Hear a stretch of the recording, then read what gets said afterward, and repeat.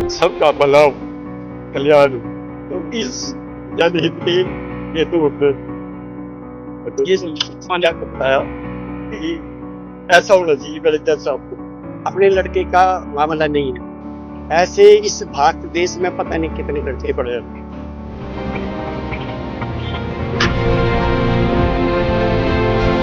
13 साल से मशीनों के भरोसे जिंदगी।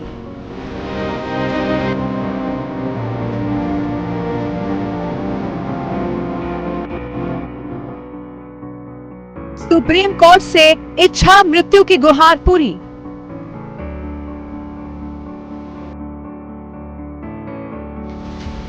एक माता पिता के लिए ये खबर ऐसी है जिसको सुनने के बाद उनकी समझ से बाहर हो गया है कि वो खुशी जताएं या फिर दुख। सोचिए कि कैसी मजबूरी होगी कि पेरेंट्स को अपने बेटे के लिए कोर्ट से इच्छा मृत्यु मांगनी पड़ी हो। सुप्रीम कोर्ट ने बेटे की हालत देखते हुए इच्छा मृत्यु की इजाजत तो दे दी है, लेकिन साथ ही ये प्रक्रिया कैसे पूरी होगी इसका निर्देश भी दे दिया है। हम आपको दर्द भरी पूरी दास्तान सुनाएंगे, लेकिन सबसे पहले आपको उस पिता का बयान सुनाते हैं जिसके ऊपर इस दुख का पहाड़ टूट पड़ा है। 3 साल हो गए लड़ाई लड़ते हुए। कौन माता पिता अपना चाहता है कि अपने बेटे को ऐसे करे, परंतु हम चाहते कि जनहित में ऐसे पता नहीं हरीश जैसे कितने लोग पड़े हैं, उनका भी कल्याण हो। दरअसल अशोक राणा के बेटे हरीश राणा पिछले 13 साल से मशीनों के भरोसे जिंदगी जी रहे थे। गाजियाबाद के रहने वाले हरीश लाइफ सपोर्ट सिस्टम पर हैं। सुप्रीम कोर्ट ने यह फैसला हरीश की मां निर्मला राणा और पिता अशोक राणा की इच्छा मृत्यु देने की अपील पर सुना दिया है। हरीश के माता पिता पिछले 3 साल से कोर्ट में बेटे को इच्छा मृत्यु देने की लड़ाई लड़ रहे थे, जिससे बेटे को आजीवन दर्द से मुक्ति मिल सके और उसको नेचुरल डेथ दी जा सके।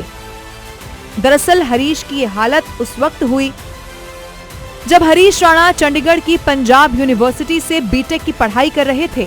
2013 में वो हॉस्टल की 4थी मंजिल से गिर गए। उनके पूरे शरीर में लकवा मार गया और वो कोमा में चले गए। अब हरीश ना कुछ बोल सकते हैं और ना ही महसूस कर सकते हैं।